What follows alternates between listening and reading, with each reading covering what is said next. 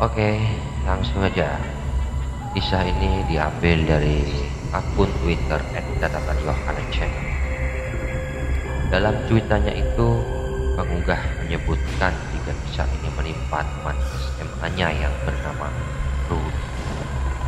Sebelum benar-benar membaca cerita horor ini, sebaiknya kamu siapkan cemilan dulu ya.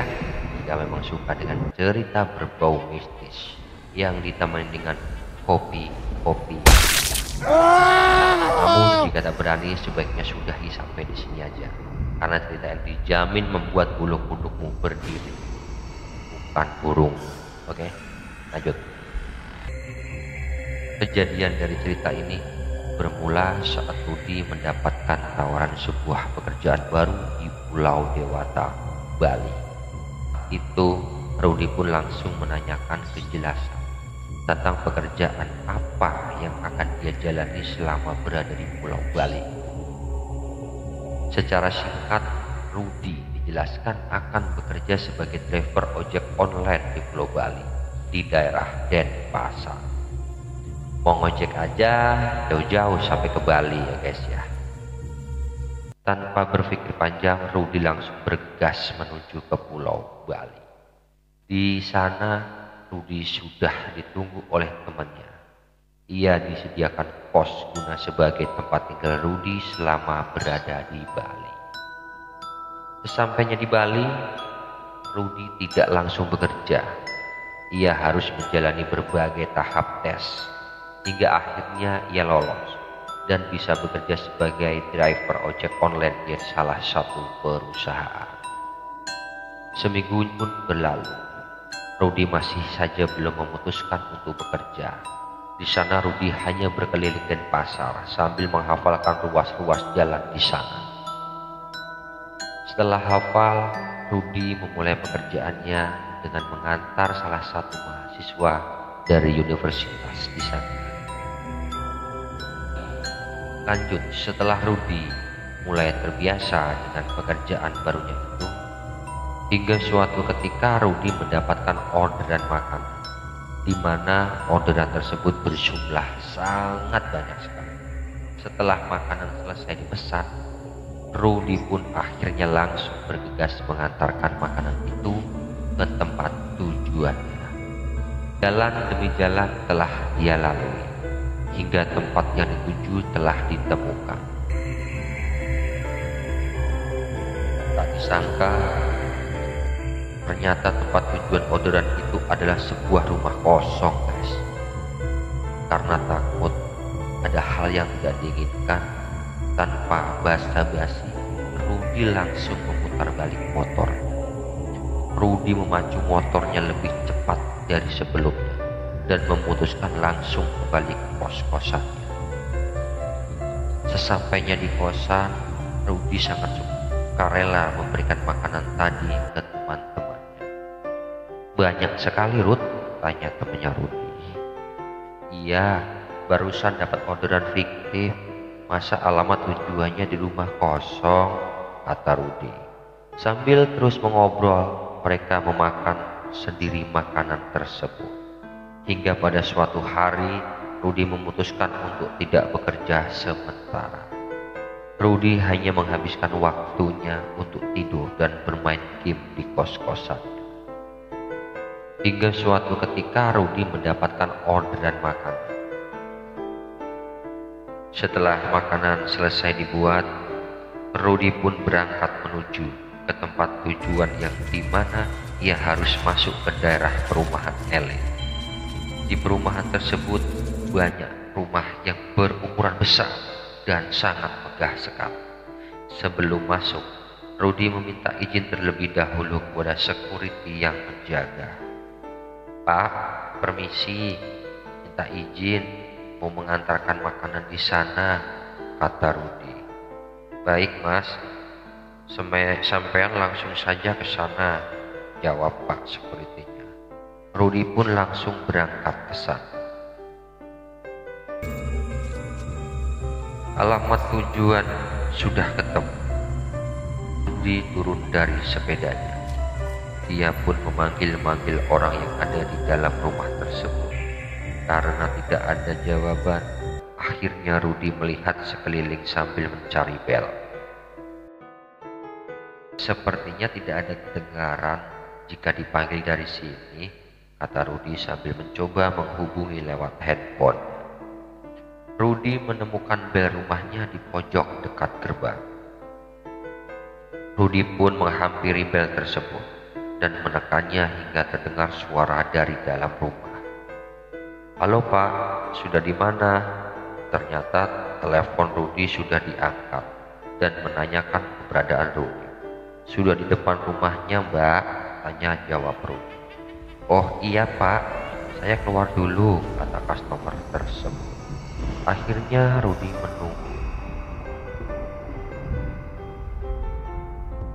Tidak lama Rudi menunggu karena pemilik rumah sudah keluar. Wanita cantik sekitar umur 20-an, memakai kaos lengan pendek dan hot pants. Mbak Cici ya? Tanya Rudi.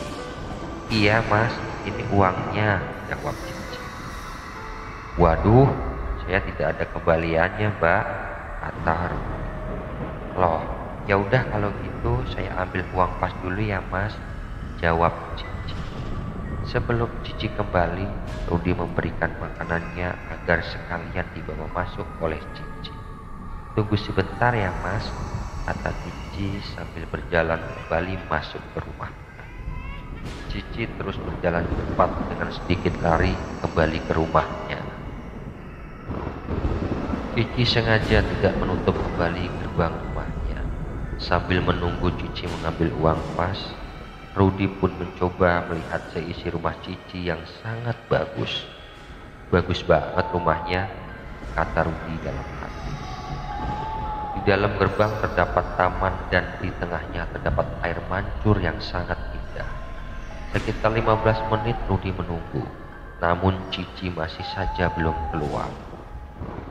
Karena capek berdiri, Rudi pun memutuskan untuk duduk di sebuah kursi yang terbuat dari semen dan batu bata di dekat gerbang. Lama Rudi menunggu, hampir sekitar 30 menit. Akhirnya Rudi memutuskan untuk memanggil Cici dari luar gerbang. Kalau dipikir pakai logika, Rudi sangat percuma memanggil Cicinya, karena kan jaraknya emang jauh dari gerbang ke depan pintu rumah Cici itu.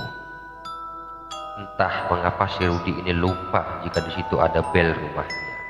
Saat Rudi memanggil-manggil si Cici, tiba-tiba dikagetkan oleh seorang security yang menepuk pundak. Mas, ngapain manggil-manggil orang di dalam sana? Tanya security itu. Sambil menoleh ke arah Pak security tadi, Rudi menjawab. Mbak Cici pesan makanan lewat ojol Pak. Sebentar Mas, sini dulu, kata security itu. Akhirnya Rudi berjalan 1-2 langkah dan berada tepat di samping security itu. Mereka semua membelakangi rumah itu. Lalu Pak security tadi berbisik pada Rudi. Rumah ini sudah lama kosong Mas, kata security. Aduh, admin jadi merinding nih guys.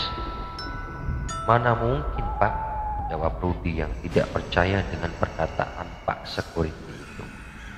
Iya Mas, pemilik rumah ini meninggal. Hah? Iya Mas, pemilik rumah ini meninggal. Lalu keluarganya pindah dan rumah ini dikosongi sudah lama banget, kata security yang mencoba menjelaskan. Kok bisa Pak? Tadi itu mbaknya keluar. Dia ngambil makanannya karena uangnya yang dikasih ke saya nominalnya sangat besar. Jadi saya minta diambilkan uang. Iya, pemilik rumah ini meninggal dunia. Lalu keluarganya pindah dan rumah ini dikosongi sudah lama, kata security yang mencoba menjelaskan. Kok bisa Pak? Tadi itu keluar mbaknya. Dia ngambil makanannya karena uang yang dikasihkan nominalnya besar. Jadi saya minta kembaliannya uang pas aja, kata Rudi. Coba sampean lihat ke belakang Mas. Itu rumah sudah kosong, kata security itu dengan nada yang sangat menekan. Rudi menoleh ke belakang. Alangkah kagetnya Rudi.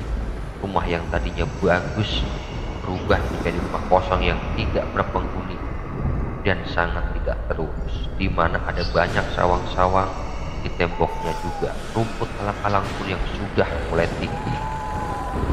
Astagfirullah, kata Rudi. Badan Rudi lemes dan gemeteran. Tapi Pak, makanannya tadi dibawa masuk rumah loh, kata Rudi yang masih tidak percaya. Lah, dibawa kemana Mas?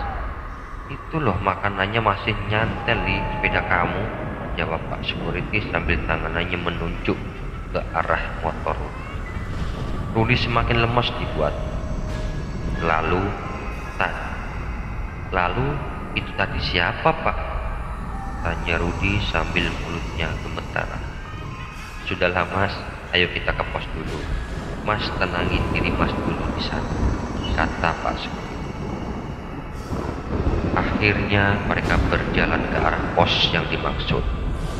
Saat itu Rudi menuntun sepedanya karena memang jaraknya hanya beberapa melangkah saja, dan juga karena Pak Security-nya membawa sepeda pancak. Sesampainya di pos, Pak Security itu memberikan segelas air putih kepada Rudi. Lalu dia menceritakan memang banyak kejadian di rumah itu sebelum Pak Rudi. Motifnya sama, memesan makanan lewat ojol. Namun banyak juga yang akhirnya mengetahui terlebih dahulu kalau rumah itu kosong, sehingga ojol tersebut langsung buru-buru untuk putar balik. Namun juga ada beberapa yang mengalami kejadian seperti itu, di mana menurut ojol tersebut rumah itu awalnya bagus, namun akhirnya justru menyerang. Bahkan ada ojol yang mengantarkan pulang si Cici ini sampai ke rumah tersebut. Ini orang ngegonceng siapa ya? Lah kok ngomong sendiri? Terus sesampainya di rumah Cici, orang ini masih ngobrol sampai tangannya nerima uang cash gitu Mas, kata security. Rudi semakin dibuat takut mendengar cerita dari Pak Security itu, sehingga akhirnya ia cepat-cepat pamit untuk pulang ke kosan dan menaruh makanan pesanan Cici itu di pos tersebut. Ini buat bapak sama teman-temannya aja, kata Rudi sambil memberikan makanan hasil dari pesanan si Cici. Setelah berpamitan, Rudi bergegas pulang ke kosannya, menceritakan kejadian tadi ke teman-teman satu kos. Setelah kejadian itu, Rudi pun memutuskan untuk menonaktifkan aplikasi driver ojolnya di malam hari. Wah, serem juga ya guys ya. Kamu atau temenmu pernah mengalami hal seperti ini enggak? Kalau ada, silahkan komen ya, biar Mimin ceritakan di channel Mimin. Untuk driver-driver ojol, sebaiknya berhati-hati ya kalau mendapatkan orderan di malam hari. Selalu membaca doa terlebih dahulu sebelum mengantarkan pesanan Anda kepada customer. Terima kasih, salam dari si eksperimentor. Jangan lupa untuk selalu meninggalkan like, komen, dan share. Assalamualaikum warahmatullahi wabarakatuh.